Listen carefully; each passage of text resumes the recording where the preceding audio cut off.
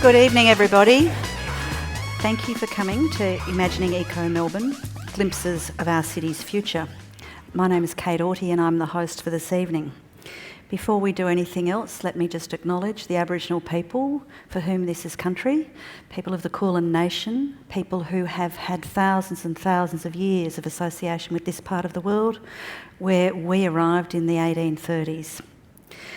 So it gives me great pleasure here tonight to introduce the first person who's going to speak, and it's Ruben Berg. And Ruben Berg is a Gunditjmara man. Ruben is here to talk about the way he feels about this part of the world. He has a background in architecture. He's the Director of Indigenous Architecture and Design in Victoria, and he's the Managing Director of RJHB Consulting. Ruben, would you like to come to the stage?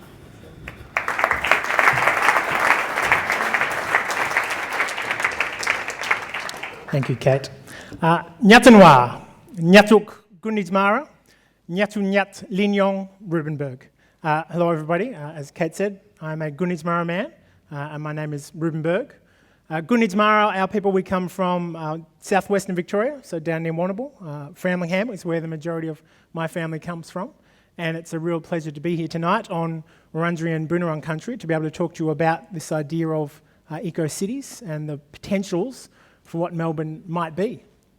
So, from my perspective, what do I think an eco-Melbourne might look like?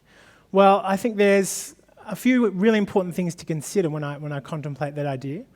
And I think it's about how, it's an eco-Melbourne that embraces and engages the place that it's actually at, that actually recognises where it is, recognises the landscape, recognises the environment, recognises the history of that place. That's what an eco-city of the future, of what Melbourne would look like to me. And that comprises a few different things that it needs to embrace to be able to do that. One of those is to embrace the language of this place. And so that can be involved by recognising the traditional names we have of the places all around us. It can also be by reflecting on the current names we have and thinking if they are the right names to still have today. Do we need to have so many parts of our city named after dead white guys? Is that necessary? Can we find new ways of celebrating different things as a way of establishing this as a place for the future? Can we look at the river, at the Yarra River, and recognise that although it was well-intentioned to be called the Yarra, that's not actually its traditional name. As I understand it, the story goes there that the European explorers were talking with the traditional owners, saying, what is the name of this river? They wanted to name it a traditional name, give it its proper name, and the answer they got was Yarra Yarra, which means flowing, because they were pointing to a part of the river where there used to be a waterfall. Unfortunately, a spot that was blown up to make the river work more effectively for the people here, and so that waterfall is no longer here. But Yarra Yarra was the name they were told because it just meant the flowing part. That's what they thought they were asking about. So they said, all right, we'll call it the Yarra. Birrarung is in fact the traditional name of the Yarra, which means river of mist. And I think that's a much more powerful thing to be able to give it back that name that it had in the past. Similarly, if we look at Port Phillip, that had a name for thousands of years. That was originally known as Nurm, is one of the names that it had there. And there are lots of stories that the Boonwurrung and the Wurundjeri people tell about Nurm, that it wasn't always this large expanse of water, that was in the last 1,000 years, it shrunk down to a tiny little lake with a small little river running through it. And those are really important things to recognise and celebrate as an eco-city in the future, I think. When we talk about the river, when we talk about Birrarung, and I imagine the future of this city here, that's one of those things I imagine us engaging with in a much fuller way. I imagine a place where it's a really hot day and you can go and jump in Birrarung and have a swim, and that's not seen as a completely insane thing to do. That would be a wonderful thing, to actually connect our city to the river. We had this amazing opportunity when Federation Square was put in to actually reconnect that whole space to the river, and somehow we failed to do that. You don't even know that the river is there sometimes if you're in Federation Square, and I think in the future, all of the spaces all along the river would really connect to that and draw us down into that space. As well as connecting to the river, I imagine the city of the future, this eco-city of Melbourne, would actually recognise the geography of the city. We often see Melbourne as this grid, this flat grid. Have you walked from one side of Melbourne across to the other? It is not a flat place. And by showing it constantly as this flat thing, we're ignoring the geography of this place. We're ignoring some of the opportunities that come through that geography, of recognising where the valleys are, where the gullies are, of recognising where those waterways would have been that we can reintroduce as an eco-city. There is only one very small spot that I've been able to find in Melbourne. We can actually still see the rock upon which this city is built. And it's down a very small laneway and down another small laneway down in Melbourne. Don't go there by yourself, but you can find your way there eventually, and you can see the earth, the rock, and we forget that. And when we put this grid and make it flat, that helps us forget that. And I think by reconnecting with that, that would be a very powerful thing to do.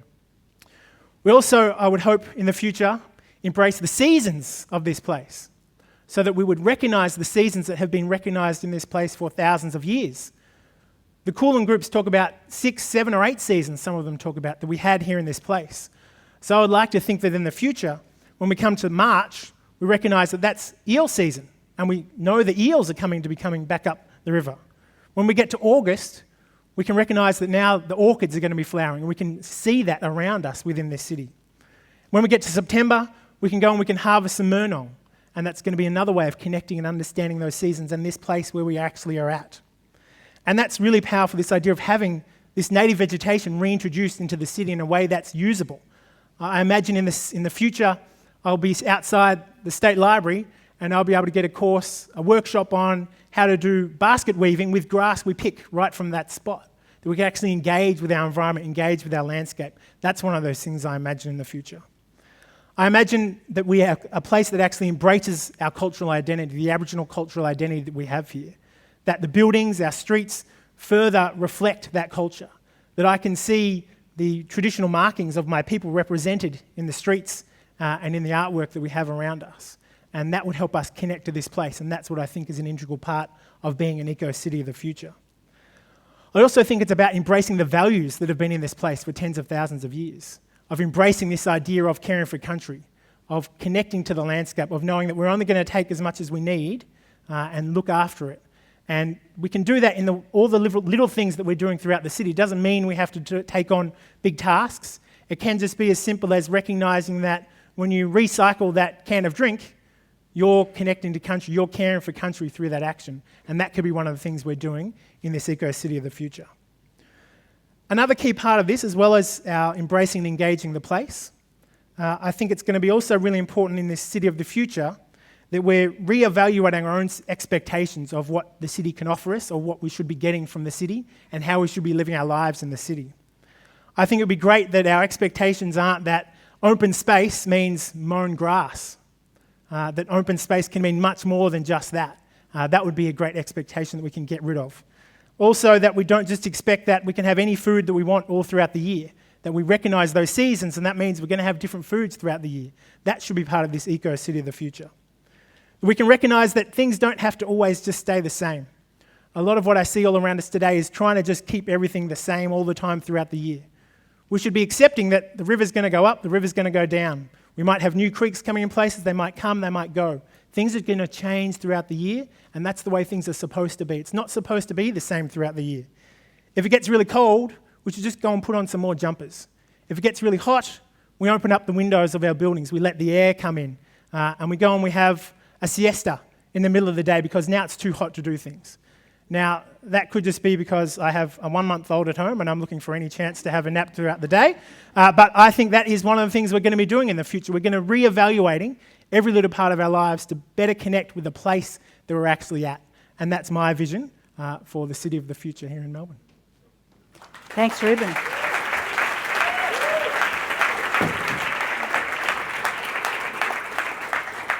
Our next speaker, and it gives me real pleasure to introduce our next speaker as well, is somebody I heard for the first time this afternoon at the EcoCITY conference. And Katherine took us on a journey to a number of places. Professor Katherine Gibson.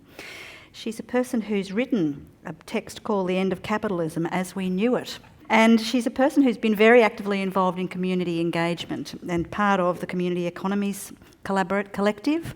And we're going to hear about food and we're going to hear about places that people take seriously from a different perspective. Mm-hmm. Thanks, Katherine.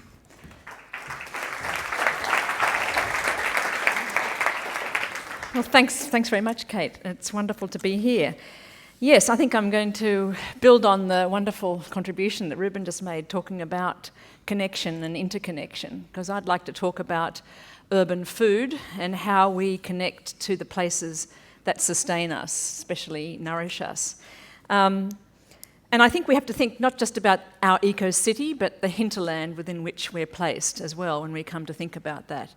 Some 20 years ago, when I was living in Melbourne, in a place called Garden Vale, actually, which is quite pertinent, I suppose, I was also doing work action research in the Latrobe Valley with people there who were suffering the privatisation of the Electricity Commission and mass unemployment in a very sort of similar way to now they're facing another whole challenge. And one of the things that we did in the community was working with retrenched workers and single parents and young people, saying, how do we re-envisage this place as a place where people are the primary resource rather than resources? And out of that came some experiments, one of which was the attempt to build a community garden on the old abandoned caravan park at Morwell.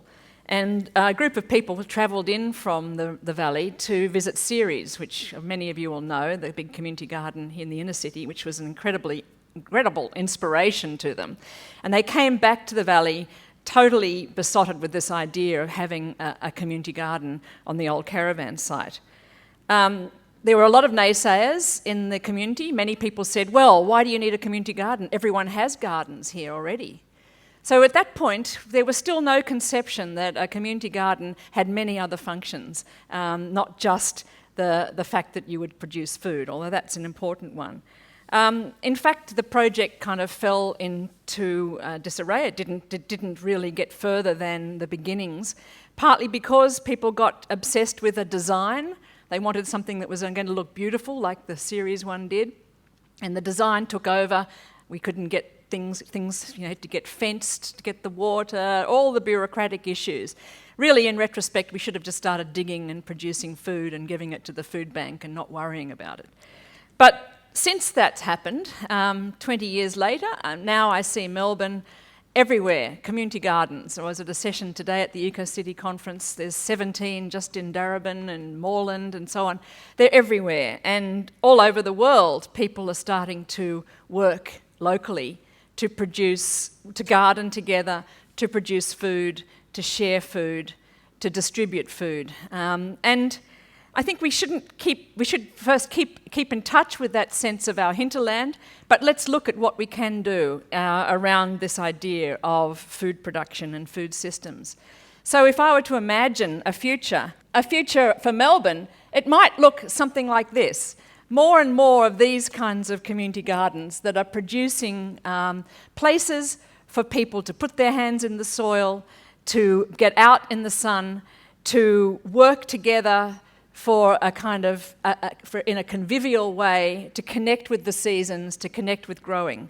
And this is happening already, but I'd also like to see these kinds of activities linked in to other ways of starting to live in cities in a more livable and self-sustaining way.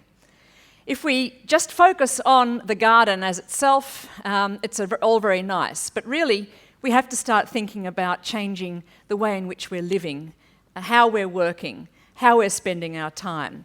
And this project in Paris that I've had a bit to do with has been an attempt to try and revision how we might build eco-cities within cities. It's on the outskirts of Paris, in a place called Coulombe, which is where the 1924 Olympics was held, and so then after that, a residential development began in the 20s, and more recently, high-rise towers that house a lot of immigrants and poorer residents. And this group of architects began a project called Rurban, urban, so that playing on this notion of rural urban, resilience urban, recycle urban. The idea was to reclaim some land that the municipality gave them, to build an agro-cité, a place where people could have community gardens, but also an urban farm that could produce food that would be sold or distributed to the community. But in connection to that, they also wanted to build other networks, a recycling and maker space where people could play with repairing things or producing new products using 3D printers and so on. and also a housing site, a community land trust with cooperative housing. So we could start to see a community economy emerging where food would be connected to different kinds of working, whether it was volunteering or cooperating or sharing, and maker spaces could help to provide work for other people doing things for others or just repairing things for themselves. And housing would be taken out of the land speculation market so it could be made a more accessible commodity. Two of these things emerged, and these pictures are of the kind of change that took place on a block of land that the municipality gave the project. A wonderful building was built that became a centre of cultural activity and lectures and a community cafe, very much, I guess, along the lines of the kind of series experience. And this is the attempt to take back the streets and build a makerspace which had accommodation for an artist and a designer and became a site for people, repair cafes and this kind of thing. So what I'm interested in here, because I'm interested in taking back economies to make them sites where we can ethically negotiate how do we survive well. What kind of work are we doing? Why are we working so hard to consume so much when this is just degrading our world? How do we start to think about putting together different kinds of work, volunteering, working in cooperatives, working in social enterprises, working for some money, but not for huge amounts of money, starting to live more simply within a city, self-provisioning, providing income to the household through in-kind production, rather than always going to the supermarket and buying. If we take housing out of this commodity stream, we can also access it much more cheaply. And this is a way to start to downsize our lives and our ecological footprint within the city. And these are the kinds of things that I think we could start to do if we start to connect community gardens to other activities in the social economy, other kinds of recycling and circular economies. And I think we have many opportunities now because people are engaged in these kinds of projects, and many municipal councils in Melbourne are supporting these activities. But we have to move beyond just this one plot or these one issues. We can become more engaged with others, more active citizens through community gardens, but that can be the step towards taking back more aspects of our economic life and also starting to live in our cities in a more ecological way. Sadly, in the case of Colombe, after about 5 years of a 10-year project that was funded by the European Union, the local council changed its complexion, and the mayor, whose husband was a property developer, decided they were going to put a car park on the whole thing. And there was a massive campaign, an international campaign, in fact, even in The Guardian, to try and save the urban project, because it had been a prototype, really, for urban design that many people were interested in. But it lost, and a car park has now been put onto this site. The road has been reclaimed, but interestingly, part of the design of this project was to build mobility into it. All the buildings were designed to be taken apart. They were all built out of recycled materials, but they were designed to be demounted. So they've been taken apart, and they're being stored now in another municipality nearby, and there's municipalities all across Paris clamouring now for urban projects in their own areas.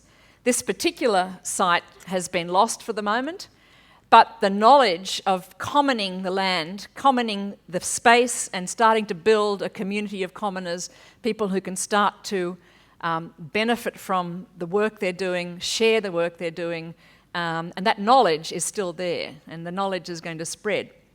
So it's a hopeful story, even though I think it's a story that reminds us that if we're going to try and build a different way of living in the context of what we've inherited, we're always going to confront certain kinds of power dynamics, certain kinds of groups who want to uncommon, who want to keep land out of public use, or who want to benefit from the fact that a nice community garden has changed the nature of the property investment around it, and we can start speculating on it. We have to be aware that these kinds of power dynamics exist, and any building of an eco-city is not going to be easy. It's going to be a struggle, but it's not a struggle that we can't win. We have to win. We have to change the way we're living. And I think as people in Melbourne, we have to be thinking about the people in the Latrobe Valley at the same time, the people in Shepparton. We can't just go ahead producing an eco-city without bringing the rest of our hinterland that's still providing a lot of the food for us that we live on with us. So that's the kind of image, I think, and the agenda I'd like to see us advancing in the next few decades. Thank you. Thank you, Katherine.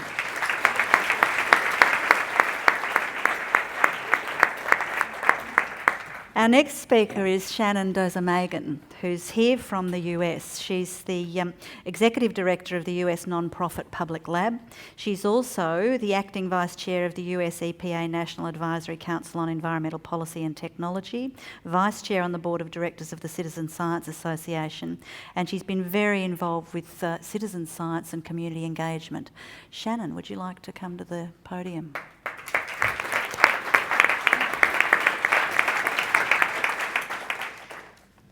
All right.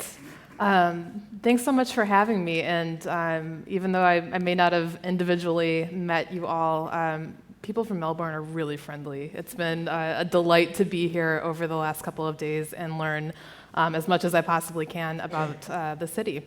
So I've been here doing some work with the City of Melbourne's Smart City Office, running a workshop on environmental sensing, participating in a couple sessions at the EcoCITY Summit. And when I was asked to come and speak about a vision for Melbourne as an eco-city, I thought maybe I'll take you back to the other side of the world where I'm from and talk a bit about my experience living in the delta of the United States and the Gulf Coast region, specifically in Louisiana.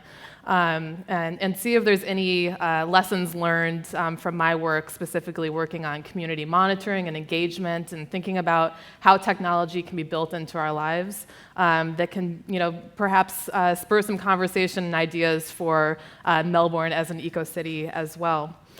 As I said, I live basically at the very southern points of the Mississippi River and the delta of the US South. Many will remember images from 2005 when Hurricane Katrina basically overtook our entire city. As you can see on the right-hand side, our houses were in large part completely submerged below water. But we also live daily with the impacts of flooding from stormwater, and changing climate systems are very real, and we have rapid work to do to be able to be responsive to what it means to be inhabitants of this region at this point. And this, on the left-hand side might look very similar to Katrina, but this is flooding that we experience when there's a heavy rain event in the region. So this is the City of New Orleans has just released our resilience report, and this is a really kind of scary but great chart that shows how we live with water. So in a place like Louisiana, where we're faced with both decreasing land, so ground that is sinking, and also rising seas, and our hospitality towards big oil companies and other very high carbon industry leads the economy, we have found ourselves in a really tough situation. There's no other way to address this than working collectively to build a culture of resiliency through the coordination of government, of business, and working with the public to rapidly move towards a smart, sustainable economy that understands and exemplifies how to live with water. So I've really appreciated the last two speakers and talking about how we live with our natural surroundings and also thinking regionally. Eco-cities can't just be isolated entities. They exist in a much larger spectrum. So right now in the US, we're seeing a move towards joining forces against climate at the state and city level as our federal government, some of our federal agencies, and specifically our president are, and I'm kind of just saying this lightly, unreceptive to the pressing challenges of climate. The lessons we're learning in New Orleans and the US aren't just specific to us, though. So to successfully make changes to how we live, we need to make sure that people understand their daily impact and are able to see how changes in their personal behaviors can lead to community-wide transformation, and how the actions that they undertake and are received are also reciprocated by other stakeholders, such as the government and businesses. So we all need to be acting in a way that is collectively minded. So enacting equity-based collaborations where people from different backgrounds are coming together to think about our collective resilience and monitor our environment in ways that allow for access to and the use of information is a really powerful strategy for heightening these conversations and moving us towards a sustainable eco-city-centric model. And this is just an example from my own work. We do a lot of work around developing DIY environmental sensing nodes and then working with people on creating scientific studies to look at questions in their own neighborhoods. So this one in specific is a long-term project that we have going in New Orleans that's looking at floodwaters and monitoring the amount of rain that we're getting in different parts of the city with high school students. So one of the core obstacles that we in Louisiana and both elsewhere face is the need for awareness through a more engaged public. It's easy for businesses and governments to put up sensors for gathering data on how people are using a city and to use that data for their own purposes. But if we aren't considering the full life cycle changes to how we're living based on that data, we're going to really be missing a key part of the solution. So it's really important for us to start thinking about how we can receive information that people from outside our agencies are giving us, and it can be useful both for informing how we're moving through cities, but it can also be used for the people that are giving information as well. So the concept of a changing climate and the responsibilities of our citizens to enact change to address this in their daily lives is not easy. So even where I live, and I'm not sure if it's similar here, the term climate change and the science behind it are heavily contested concepts. But people do take notice when rainstorms that are supposed to come once every 100 years are happening once every 5 years, or where temperatures are disruptive to our food sources, such as crops and seafood. Involving people in citizen monitoring has been a really strong way to encourage folks to be engaged and activated in observing and responding to these changes as they start to see them happening in their daily lives. So finally, what does it look like when a city listens to its residents and vice versa, when high school students can contribute information that they've gone out and collected so that they better understand their own neighborhood? We are able to connect climate to our local culture. Decisions are based not just on the assumptions of decision makers, but on data, and that data does not just come from one single source. We're able to increase awareness and the actions of businesses, of residents, and even the people, especially in New Orleans, which is a very hospitable city, the people that are coming to visit us and use our resources. And we give people meaningful ways to participate in the decisions happening about their own city. We also create appropriate technology through engaged design processes so that people living amongst sensors and massive amounts of data won't be skeptical or feel invaded. Residents should understand and contribute to technological solutions, and curated collisions are able to happen in which community knowledge and experience is paired with technological and scientific expertise to create stronger data and science literacy towards how the systems of our cities are working. And finally, as a core goal, eco-cities of the future should focus on building public capacity so that we can make informed decisions about our own behaviors. We can engage local environmental management practices, and we can find integrated ways for people to partake in broader environmental decisions that can inform protective measures for our communities. Thank you.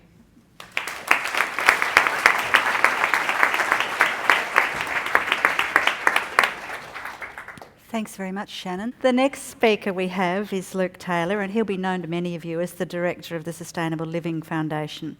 And he's done that for nearly 2 decades, so some of you will have been involved with what he's been doing for that length of time. And what Luke's working to do is promote ecological and social sustainability.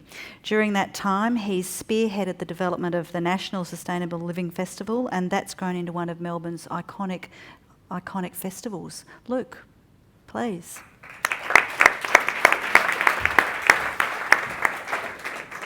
Well, thanks very much, Kate, and also thanks to Melbourne Conversations. This is my debut here at Melbourne Conversations. It's taken me nearly 2 decades to get here, but I'm rapt to be here tonight. Look, when I was asked to speak tonight, I had a bit of a dilemma. I thought, do I spend the 7 minutes that I've got, which I'm hoping to squeeze a few more minutes if Kate will let me, in talking to you about many of the things that we've been trying to promote at the Sustainable Living Foundation for nearly 2 decades, which is this concept of accelerating the uptake of sustainability, which we all know that we desperately need to do. You know, whether it's the visions of our renewable energy and feeding that into the city and into the grid, and many of the things, obviously, that we've heard here tonight. But I want to be a little bit more provocative if I can tonight, because I think that I can't make this point that I'm trying to unless I take us a little bit into the darker side this evening. So bear with me, and I'm hoping still to keep you in the mix tonight towards the end with the positive message.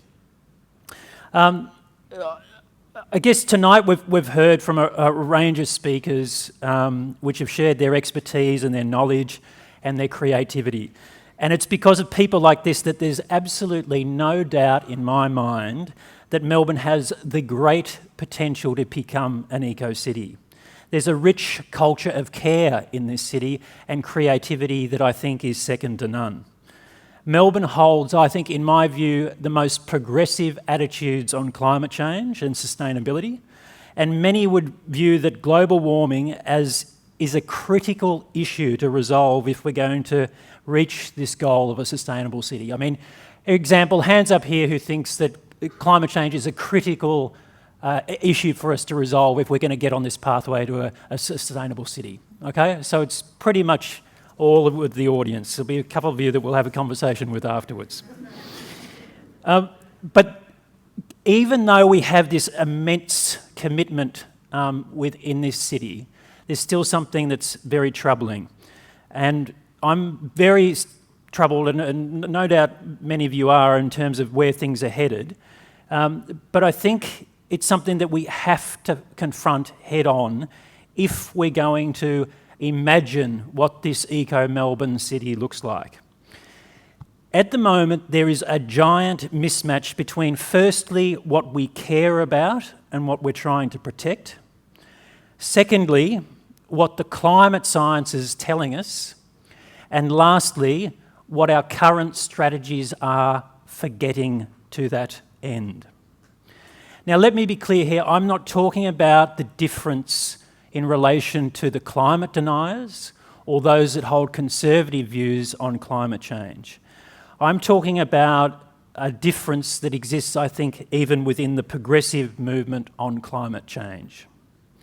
Let's take a look for a minute, I think if we've got the slides up, about a look at a graphic that I think that illustrates the point on the Climate Paris Agreement. It was a historic agreement which I think illustrates the point. Our world leaders came together to form an agreement to recognise the urgent need for climate action. An agreement was reached, and for many, just getting that damn agreement was hard enough in itself. This graph here shows, was taken from a recent report that was done by the Breakthrough Centre, and it was written by Ian Dunlop, a former chair of the Australian Coal Association and a risk analyst for Shell. Some of you may be familiar with his work. Here is the 1 degree of warming that we've experienced already in the last 100 years or so. And here is the warming that is already in the system that will heat up over the next coming decades, which will take us to 1.5 degrees. Now, the target that was set at Paris was 1.5 degrees of warming, with an upper limit cap of 2 degrees of warming. This agreement was, and still is today, held up by many as a great outcome.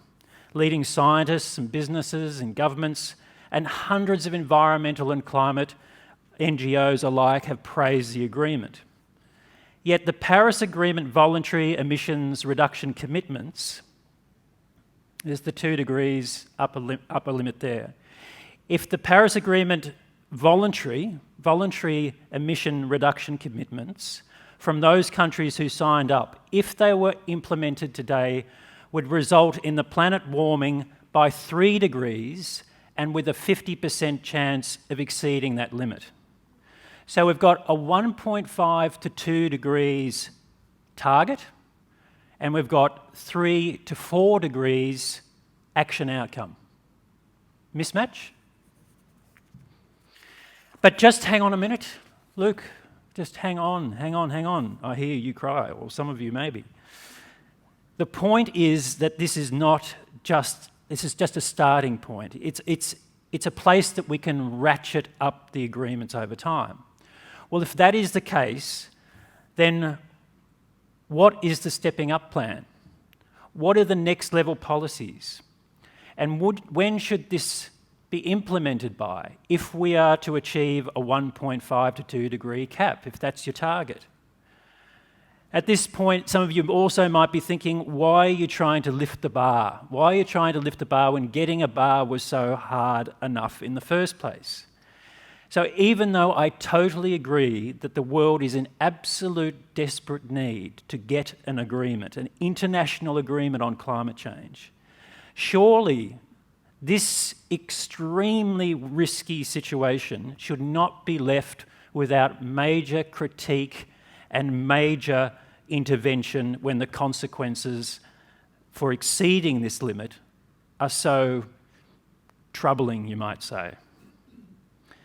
It is impossible to design realistic solutions to our cities unless we first understand and accept the size of the problem. Just like in an emergency response, you don't want the paramedics just to turn up, to take a very quick look at you, slap a Band-Aid on your head and say, "You'll be right, mate." Our expectation is that when you're in great threat, our expectation is that we form a thorough assessment of the condition so a proper evaluation of the risks can be done. This is essential so that we can prescribe the best treatment possible and know how quickly is needed for the treatment to be administered. We activate this response in order to maximise the chances of recovery, and yet this is not our risk management approach to climate change, and obviously our very own security. Would you get on a plane if you had 50% chance of crashing? Of course you wouldn't. When we work on public safety to reduce smoking or road accidents, we don't just select one group of the population that we want to survive, and we don't underplay the impacts. We aim for maximum protection and warn people about the very real risks and present pathways forward. The inconvenient truth now is that climate change presents an existential risk to us and to our civilization. No longer can people argue that this is just an ecological problem. There's evidence that climate change is a threat multiplier and an accelerant to economic and social instability. The effects on food and water security have already led to major conflicts around the world over the past decades, as we know. Even within parts of the sustainability movement, I don't think that we're talking and leading enough with an honest enough account of the risks, and we aren't seeking targets and action that would deliver a high enough level of protection. You may hear that dangerous climate change is already locked in, despite the fact that with the right scale and speed of action, we can actually return to safe climate conditions. You may hear that the economic transitions that we're after have to be incremental, despite the fact that through all our human history, there have been examples of major economic and social mobilisations. We can look at the Marshall Plan to rebuild Europe, the Asian tiger economies, the Second World War economies. They're great examples of what humans can do when we think we're under great threat. This is not to mention all the other innovations which have taken place over our human history. The digital revolution, for example, the space race, the list goes on and on. You may also have heard that you shouldn't present the real risks and the threats to people or you'll scare them off. Despite that when when you actually talk to people about what the real risks are, along with the pathways of how to get there, most people want to know and are highly motivated to support the necessary action. As naive as it might sound to some, our cities need a transition to a new economy that is geared to negative zero-emission lifestyles as fast as humanly possible. To play its role in protecting the things we care about, EcoCITY Melbourne must join with a global community to support, one, a transition to zero emissions now in order to stop adding more dangerous levels to the atmosphere, and two, to support a carbon drawdown program to deal with the dangerous levels of carbon already existing in the system. We've got the wealth, we've got the knowledge, we have this great city, and we also have unknown human potential. But we will need the will to act at the scale and speed that is actually going to protect us. Thanks very much.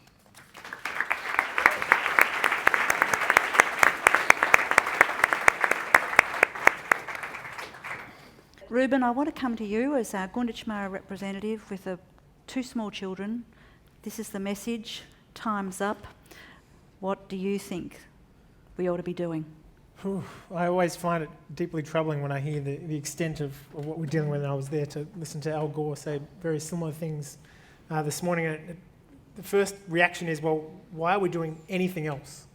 Why are we, I like the tennis and I'm interested in what happens in the tennis, but I'm like, why do we care what on earth is going on in the tennis when this is happening? And we should be putting all of our efforts towards addressing this, otherwise there's going to be nothing to do.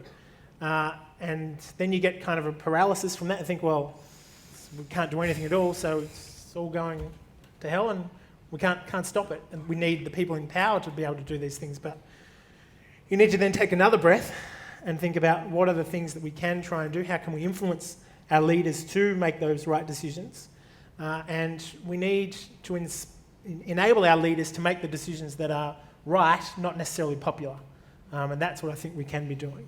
But that's a tough thing for leaders to do, but we can only keep encouraging them to do those things, because without leadership from the very top, with a drastic change across our whole structure, I think from an Indigenous perspective, I think that it's really important to reflect that what we see as our society, how it operates today, is not the way it has to be.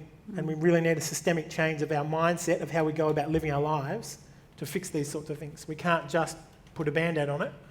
We have to actually look at every aspect of our lives and encourage our leaders to make those brave decisions that aren't popular but are the right ones. Katherine, you were involved in the Paris demountables, where essentially a great community effort was put together to develop that community garden, think about those issues, watched, no doubt, with everybody else, it being deconstructed, but people remained capable of coming back from that. What does that tell you about the human spirit in this situation? Well, I mean, it's very interesting, and that election, a lot of municipalities went to the right in Paris, and then look or across France actually, and look what's happened in the most recent election. There's been quite a change, and there's an interesting conversation going on in France in general about saying, let's get people into Parliament that aren't the usual people, that aren't the usual party machine types. I was talking to a colleague who is the head of an Institute of Justice in Paris, who's a philosopher and a lawyer. He was approached by the new Minister for Justice, who'd never been in that role before in Parliament, and said, I'd like to come and learn from you. I'd like you to tell me about the recent thinkings around justice and philosophy and so on. And Antoine was surprised that someone would be interested to come. He hasn't got time to read books, but he's got time to talk to somebody about the fact that, as he was saying, we've just discovered from research that most of the prison population are actually classified as dyslexic. Now, what does that tell us about our society? Our education system is ignoring a whole group of people, and where they end up is in prison. Now, that's the kind of interesting information that is going to be telling the Minister for Justice. So, look, there's change, but in Australia, I think we are in a pretty dark moment, and I guess my thought is we do start where we are, But we do have very conflicting information about ourselves, I think. We've got information that says, yes, we're willing to put pressure on our banks to withdraw from coal, fossil fuels and so on. But do we really want to stop negative gearing? No, obviously. People are very conflicted about giving up what they have at the same time as saying we want to sign up to these things. And in a recent, I think, the survey about Australian progress, people said, yes, I care about the environment, but I don't want to give up anything that I have. So I think we're, as subjects, economic subjects, as civic subjects, we have to look at ourselves and confront these very deeply conflicting things that we're holding on to. And Shannon, you're coming out of the Hurricane Sandy, Katrina. Climate change isn't something that people want to confront. Now, New York's a bit different probably than New Orleans, but you're working with people who are dealing with that level of disaster, and you're still dealing with them rejecting or resisting the science. What do we do to overcome that? Because it's going to be those people that need to vote for the people that Luke wants to see, regulate and deal with the issue. Yeah, I mean, I think in my work, one of the strongest strategies is to stop just framing the concept of climate change around taking care of the environment, because that's as you were just mentioning, that's one of the last things that people are willing to give up their personal behaviors and their personal lifestyles for. But if we start connecting it to the health of our communities, to the economic systems that support our lifestyles, that's when we're going to start, hopefully, seeing impact, especially on a local and a regional level. Luke, we've been down there at the EcoCITY conference. We've heard people talking ad nauseum about what local government can do, how local government knows its community, knows what are the sustainable development goals we ought to be thinking about. Subnational governments should be pushing back and are in respect of what federal governments are not delivering on. Does that give you any hope for does that recognition of the tiers of government give you any hope for what we might see come out of Oh, absolutely. Look, the conversation? Despite my presentation, I am incredibly hopeful. And I don't mean that sort of just in a naive way. I mean, look what we have been able to achieve. I mean, we kind of, in a way, bag out on ourselves a bit in terms of this lack of action. And it's true. It's obviously true on one level. But on another level, it's not. Public attitude has shifted dramatically. When I started working in sustainability, and I'm one of the more recent people, but a couple of decades ago, sustainability was not in the mainstream topic of conversation. It is now. You can fill a room talking about what an eco-city Melbourne is. I mean, so many things have shifted, and for my reason for talking tonight about putting our what we need to demand in this context is just so that we can shift it obviously more. Now, even though obviously it feels like we're stuck in the mud, we have achieved so much. Now, just very quickly in terms of people's attitudes, there was a survey that was done quite recently, and the Lowy Institute published some of the findings, which said that more than nearly 70% of people saw that the level of threat from climate change was severe, and that they would, and about the same number said that they would be happy to give up things in order to have proper action on climate change. So I think sometimes we because the pace of change isn't clearly happening as fast as we want, we forget the wins that we're having. But we need to make sure that we are, my point tonight is we need to make sure that we're demanding the right stuff, or we're going to miss it. And time is critical, obviously, so we need to obviously push harder, but we've got to remember that we've come a long way so far. So I'm incredibly hopeful. That's very encouraging. That's very reassuring, because it's hard. Get Ruben's relieved. It's hard to look at this situation and think about what we can do about it. What can we do about it? I'm not going to spend any time talking about myself, but the theory of change that my little community takes on board is to start where you are, because that's what you know about and care about. To think about what you need to do to organise. So organising's all those things that go into getting to change, and then showing what you did. And part of what you're doing with the Sustainable Living Festival is showing what you did. What's happening with your communities in New Orleans is the same. The stuff that was happening in respect of that community garden is the same. I watched your slides today. Show what you did. We need to be doing this. When Ruben talks about caring for country, you're talking about Aboriginal people showing the way in which country is to be cared for in the city. It's a fascinating concept, and a lot of people have lost that sense of what it is to think about this as an Indigenous landscape, Ruben. But you're obviously pretty confident that you can get us to think about it again? I think so, yeah. Yeah, okay. And it's not just a matter of street names, it's also the way we think about the river and how we think about ourselves in this environment. Yeah, it's not just about a little add-on, something, and it's about changing our whole mindset about how we approach these things, of trying to look at it, drawing on that 40,000 years of knowledge we have from this place to help us move forward into the future, for sure. And I think from an Indigenous perspective, I think some of the things that Shannon was saying around not talking about having to save the environment, the environment, the land, it will take care of itself. It's going to be here.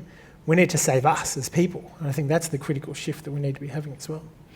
So, Shannon, if I get what you're saying correctly, it's telling people what the co-benefits are. It's finding a language that speaks to people about themselves and the environment, and about the ecosystem services that we need to be thinking about. Katherine, how do you feel about ecosystem services in all of this? I think I don't particularly like that framing. I think it's a kind of a colonisation of a certain kind of economic discourse of relationships that we have with other species, with other, with the earth, others. And so I'd rather us. I mean, I think this is where it's important to be taking back our economy and the language that we use about our economy, so that things don't just get rendered into where the central characters and everything else is servicing us. We are living in community with other species, with other communities and other economies. There's a bee economy out there. There's a river economy. There are fish economies, and human economies have dominated these things for so long, but we have to start living in relation, in interdependence with those. And I think part of that is taking back the language and having a new language of economy as well. So services, ecological services, I think it's a space you can work in. Clearly it's being used to help Indigenous people, for instance, be paid for the work of nourishing country that's been going on for millennia, and that's a good little way in, a strategic entry point. But until we start to break down this idea that there's environment and economy, I think we're always going to be doomed somewhere. I've loved the way you've used language today. That's the first time I've heard the word nourish used in respect of what we might call an eco-city, nourishing ourselves and nourishing our city. I have the lights in my eyes, which makes it difficult to see who's got their hand up and wants to ask a question, but I think John might have something there with the microphone. Thanks everyone, terrific panel. I'm really appreciating this from each of your angles. I wanted to add another survey to the mix and get your impressions of it. The Edelman Trust Barometer, mainstream, massive global survey, delivered a report to Davos late last year, I think, finding that only 15% of the global population believe the current system is working. So this is based on sort of economic finance system parameters outside of even climate change. So there's a broader machinery there that there is ultimate discontent with. And clearly some of the symptoms we're seeing with Trump and so forth are symptoms of that. So the question is, how do we harness that discontent where systems change is on? And it's going to happen in one form or other. That sort of readiness to change, looking for the next thing into what we're seeking. That's probably one for you, Katherine. You're the person who's written the book about capitalism is dead. What do we do about GDP capitalism and as having we knew it? That's right. That's right. Well, I mean, I don't know. I think that's a very difficult question, and those kinds of surveys go so far in terms of saying what people are willing to sign up to in a survey, and what they're willing to do in their bodies is another whole thing, I think. And it seems like there is a lot of discontent with political systems, and that's what's producing the fragmentation of major parties and the movement towards these fractional groups and interest groups and so on. But it's also very dangerous, I think. I mean, that lack of trust in public service, in the public good, you know, it goes along with this lack of trust in the public, in political systems, and I think it's having very devastating effects. And I think that this is the need for more debates around these kind of questions. And you know, I think issues of public good, things like, you know, privatisation of public services and so on, people haven't felt connected. They haven't felt like that water system or those hospitals were something that they were commoning, that they were connected to. So this idea that somehow you can dissociate the public and sell it off because we weren't really connected to it anyway has been a very dangerous kind of discourse that's created all sorts of problems, obviously supported by a neoliberal kind of agenda. But building trust back in each other, in those we don't know, in people at a distance, you know, is a big job, and there's continually attempts to divide us. I mean, the gay marriage plebiscite, for instance, these things are very bad for trust, I think. And I haven't got an answer, but I think we need to be aware of all these things are kind of connected, it seems. Ruben, did you want to say something? Well, I think we as Indigenous community have a lot of issues around lack of trust of the government, and with good reasons. And I think that one of the concerns I have, that if when we do have that distrust, is that we don't just fill it with whatever comes along next. Okay. That we need to make sure we're really understanding what it is we're going to put in its place. Right. Luke, you're very familiar with the work that Rescope's been doing, because I know that Rescope had a tent down there at the last Sustainable Living Festival. Yes, so do you want to comment on Anthony's question? Yeah, I do. I guess I think this is an issue that can divide movements pretty quickly, because there's so much that each of us, in a sense, you know, want to pack into our idea of what a sustainable city is, or an eco-city, or a just world. You know, we've all got our own menu items, so to speak. And I completely agree with Anthony. I think that, you know, there is obviously a thirst for, you know, system change, and, you know, the number one question that always comes up when we do these forums is, you can talk about climate change and the science and so forth, and there always will be people who will get up and say, well, you know, aren't you missing the point? The system's got to change, guys. The system's got to change. And so clearly we do have to change the system. And clearly we've got these huge problems in front of us. And one of the major ones, obviously, at the moment is this climate issue, which is threatening, you know, human civilization. So the question is, where do we put the priority on all of these things? Because there's a very bloody long list of stuff that we want to fix. So I think it's a really challenging question, because, look, we've got to go through our democracy, and we've got to work out what those priorities are from the risks that are on the table. What are those risks that are on the table? So Yeah. I think there is a pathway forward that deals with the climate issue, and I think that we've got to front end it with that, but we've got to also make sure that the other ecological problems, there's no major trade-offs. I guess that's in one way to wrap it up. No offsets. Goes back to the ecosystem services issue. There's a question there. John's got a question for us, and then there's somebody just in front with a hand up. I've got a question here from Matthew on Facebook. He asks, social media feeds conservatism. How do we break out of our bubbles and form a real movement? Oh, no. Social media.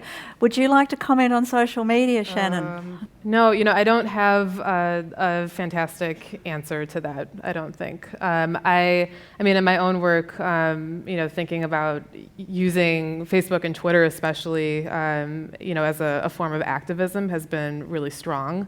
You know, when we're thinking about environmental issues and propelling the message of climate, but then at the same time, I mean, look at disaster after disaster with all of the Trump Twitter accounts day after day, and what that starts to breed. And so we have that, exactly what the person on Facebook is saying is this kind of opposite agenda that's also having, a voice. But perhaps, for me, I think I'll just speak personally. It's been important to know that there are those kind of views and a substantial number of people that agree with them, and it makes me think more critically about my message and how to reach out and try to start crossing lines so that I'm not only talking to my audience. So maybe we don't stop using it. Maybe we really look at it as a learning opportunity and a tool to start these conversations and unfragment ourselves. Luke, given I think it was 70% of people believe that climate change is a clear and present danger. Is that what you quoted, or sustainability? Was it around sustainability or climate change? It was to do with recognising the level of threat. Level of threat. Yep. And Katherine, you talked about personal responsibility, our unwillingness to our desire to make change, but our unwillingness to make personal change. Now I'm going to read a stat here. I've got to read it because All right, it's if important. you'd like to read it, yep, thanks. Livestock and their byproducts account for at least 32 million tonnes of carbon dioxide per year, or 51% of all worldwide greenhouse gas emissions. What role do you think animal agriculture has in a sustainable society, and what are the actions, personal and a society, that we need to take to minimise its impact? Okay, thank you. Look, personally, I'm a vegan, okay? I'll put that on the line first. That gets me off the hook. I think the broader question for society is more complex, obviously, because, it's an interesting one, because when we talk about renewable energy, it's less controversial. When we're talking about what we eat, it suddenly becomes very controversial. Interesting. Not to say that there's not a lot of controversial issues with energy either, but that aside. Well, you've certainly made a choice, I suppose, to adopt a vegan lifestyle, so yes. Well, maybe that assists in answering the question. Yeah, I think myself on a personal level, it started off from an ethical relationship, and the ethics, I guess, continued into looking at obviously the impact on the environment and obviously climate change. So there's no doubt that it has a huge effect, and there's no doubt that if we reduce our meat consumption or we eliminated our meat consumption, this would obviously help in relation to carbon emissions and say methane emissions, etc. So the question is that other people will talk about is there a mix? If the target is zero emissions, from my perspective, this is what we need to do, is go beyond zero emissions. Okay, so that's what I think we should be driving at. The question is, what does animal agriculture look like for a beyond zero emissions economy? That's the question that we have to ask ourselves. Okay, and that'll be a complex answer. Katherine, you're interested in food. That's one of the things that's really activated your research career in some respects, and your practical career.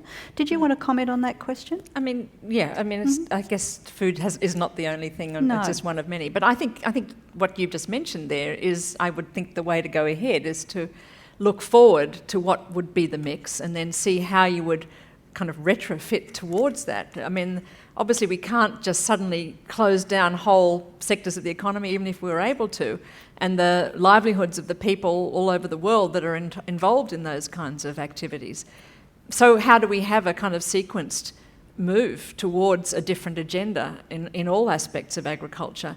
And the ways in which that, I think there are people experimenting with this, with either different kinds of animals that don't have as much impact, like for instance kangaroos or something, but and different forms of agriculture that's not having as degrading an impact.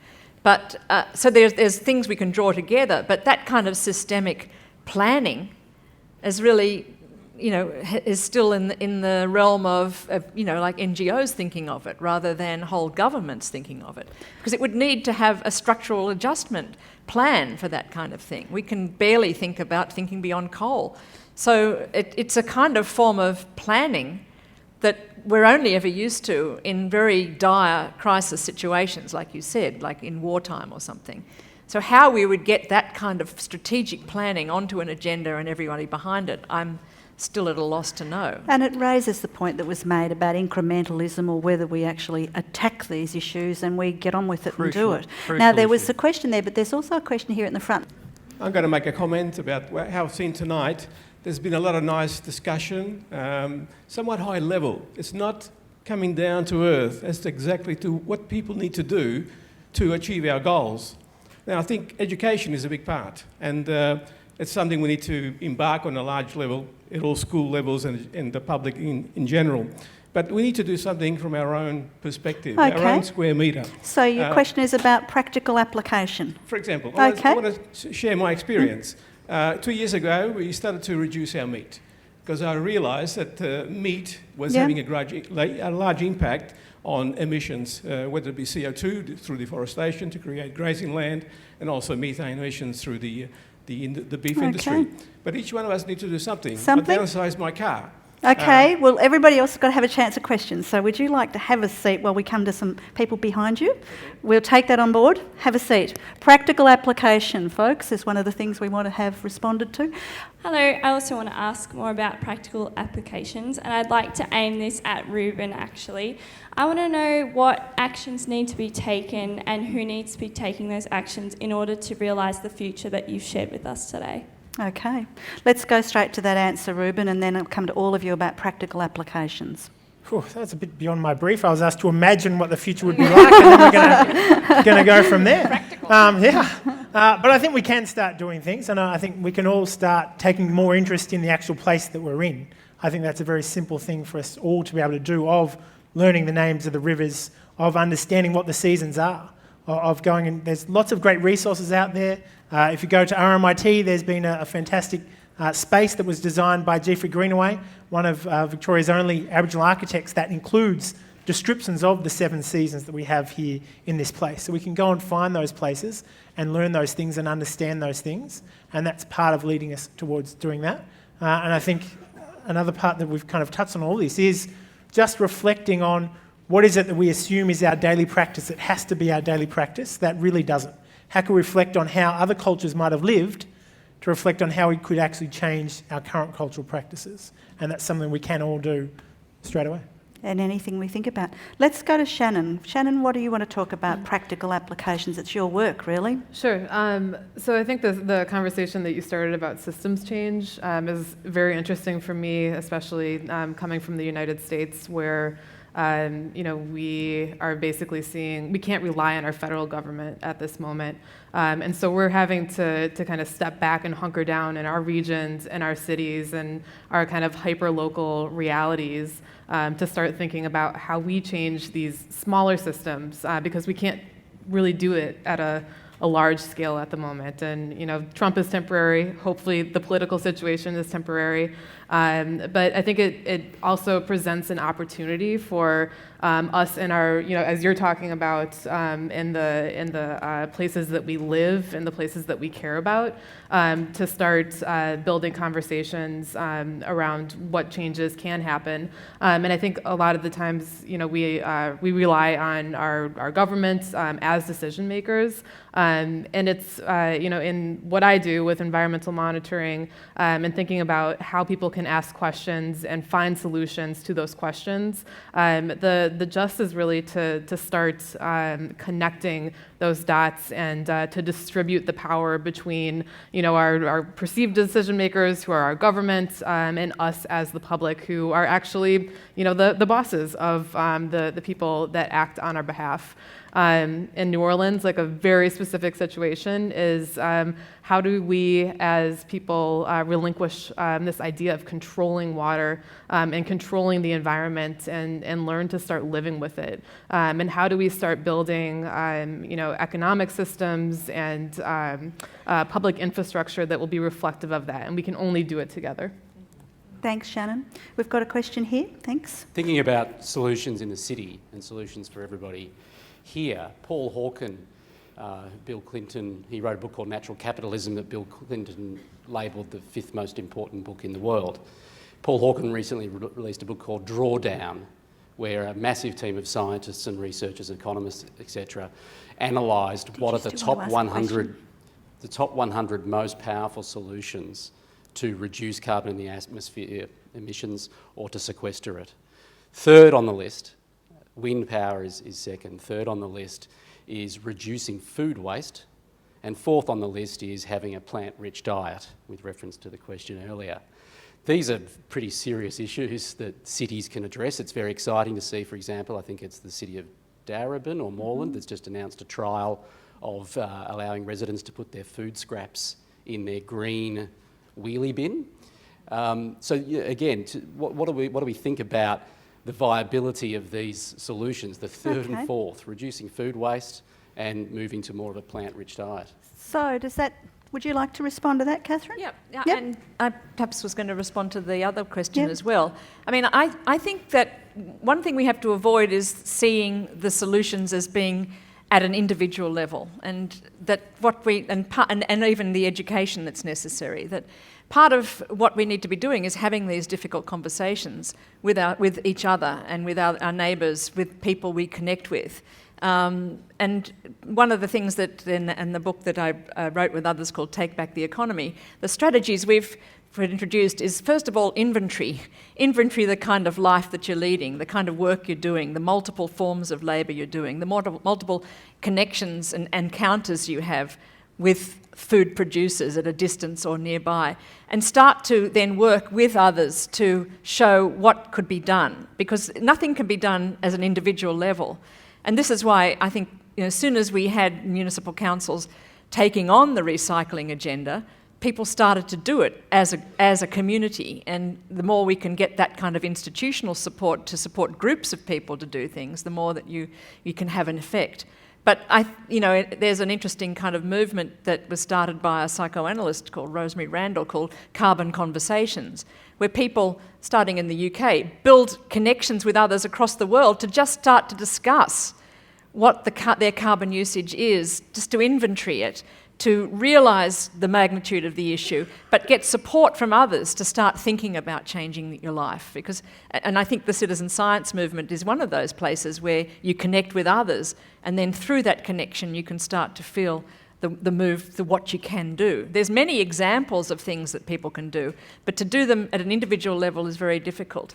So I think there's a need for more community conversations, more education happening outside of formal educational establishments, and in contexts, where there can be new rituals developed. Our society has become so secular, so separated and individuated. We don't have places where we can gather and share and start to build new rituals that will be nourishing around care of earth, care of each other. Or reconnect to old ones. Or reconnect to old ones. I mean, this is where, there's envy in a sense for the fact that there are other traditions and we can start to either half share in them or build our own. But there has to be some breaking from this individuation that most of us as consumers are. That's how we're hailed in our society. We have to step out of that, and I think new power would emerge from that. Luke, you and your gang started the Sustainable Living Festival, and you did that because you were really clearly exercised by doing practical things to change the way we think about ourselves as city dwellers. Why did you do it, and what do you think your successes are, and what are the big achievements? Well, okay.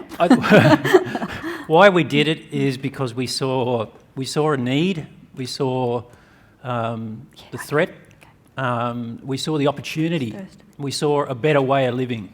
I guess it's put pretty simply, they're the reasons that we did it. Strategically, I guess why we did it is because we saw that a lot of the environment movement at the time was talking about what we shouldn't be doing, stopping particular actions or industries or etc. And we saw that there really needed to be a conversation about what we should be doing. Let's get on the front foot with a positive solution-orientated approach. Okay. So we thought that That was something that was really important. But I just want to quickly take up the question about what action is really important, because it goes to a little bit of your question, Kate, in terms of, well, if we're not winning at the moment, then why do we keep doing the same thing? Why are we keeping talking to people about these consumer actions, so to speak, or this personal action? And it's a really good question. We've got to answer that. And I think that, you know, the work that Annie Lennon did in terms of the story of stuff, you know, captured it pretty well when she said we've been trying to exercise our consumer muscle for a very long time. What we need to do now is start exercising our citizen muscle. Basically meaning we've got to get more political. We have to demand what we need from our leaders. If our leaders are going to become the kind of leaders that we want, we've got to put more pressure on and start to build them. So the number one thing I would say in terms of personal action is believe that big things are really possible. We have to believe that big things are possible if we're going to get out of this problem. Secondly is get that citizen muscle really strong and hard. So get out there and be political. And now that doesn't mean that you've got to chain yourself to things and all that sort of stuff. I mean, some people may be into that. There's plenty of other ways that you can be political. And if you don't know, I'll stick around, come and talk to me, and I can plug you into a whole range of different organisations. Okay. Question here, question there, and then a question from one of our young women. Okay, question? Thank you, Kate. My question is really about business and the role you see of business. I'm genuinely interested in opinions. Having spent 25 years of my life in the corporate world, I have become very aware of just the size of corporations. You know, having become global, transcended national boundaries, there are all the issues about whether corporations pay tax or whether they're run by bad people. I don't believe they're bad people. I believe the paradigm is perhaps has now ceased to be productive for society. And I'm interested in your thoughts about what big business can do. I think that one of the things that's interesting is I'm with you and I'm not hopeful. So I do think there's a really big problem. I think I'm with you, Katherine, that actually, you know, with the change that we need to avoid those kind of percentages we're not up for. You know, I mean, personally, I'm doing a bunch of things that I know are part of that problem. I'm not Can I press you for your question? Yeah, so how do we cope with that personally? You know, how do you cope with that personally, that sense of, gosh, it's big, well, maybe we're not getting there? Okay, and what's your question? We were invited tonight to imagining. How do you imagine us living in 20-year time? How would we live in? What type of houses? What would be driving, eating? What would be our life like? Okay, thank you. All right. Business. Who'd like to speak about business? Who'd like to speak about picking the big issues? And who'd like to speak about imagining? I can speak about business. Go for it, Katherine. Yeah. I've got a project at the moment that's about shifting manufacturing cultures in Australia, looking at the whole question of business in a way. And what we're discovering, we're looking for companies, mixtures of private business, private companies, also social enterprises and cooperatives that are doing something interesting around social sustainability and environmental sustainability. And some of the stories that we're coming up with are very heartening. I mean, I think there are business leaders who have taken on these questions and are reshaping their commerce and their business. And I talked about one today in my presentation, Interface Carpets, which is an international carpet tile manufacturer that is really leading the way. And I just was interviewing them in the Netherlands. They're actually setting agendas way above where EU sustainability kind of levels are.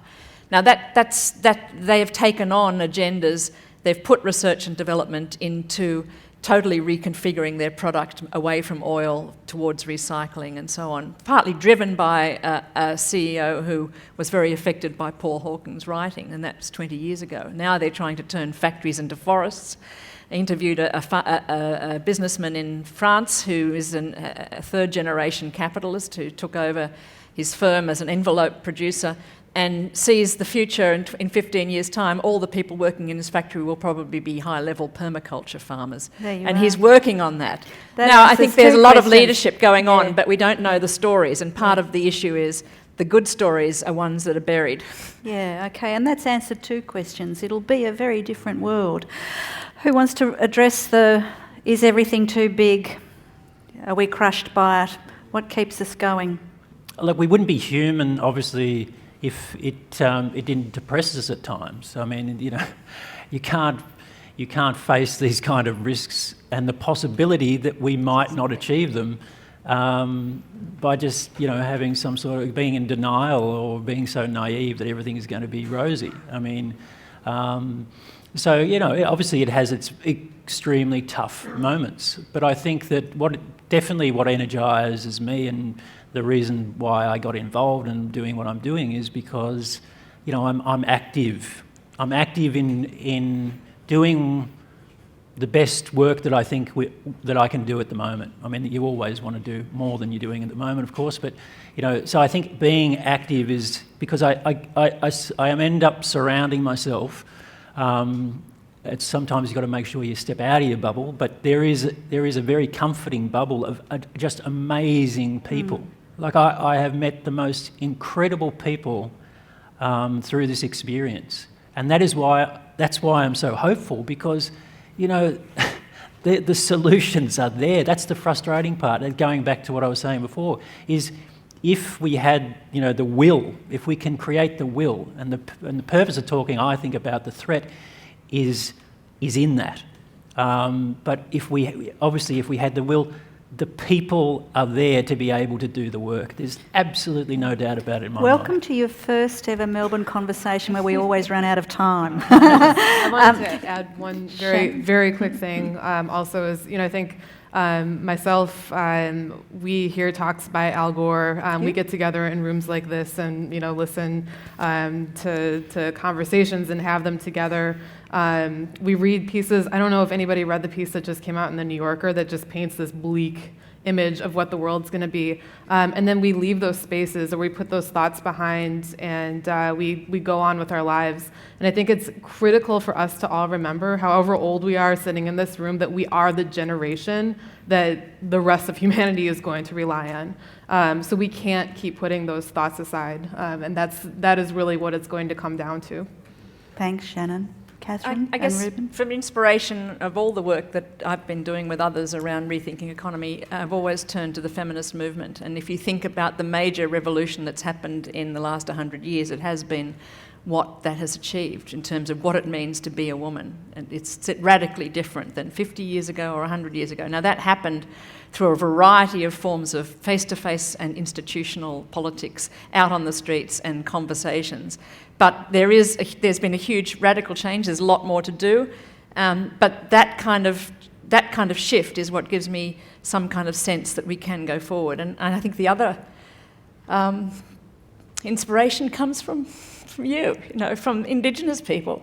Look at the way they've survived. Look at the way they're still leading us. Okay.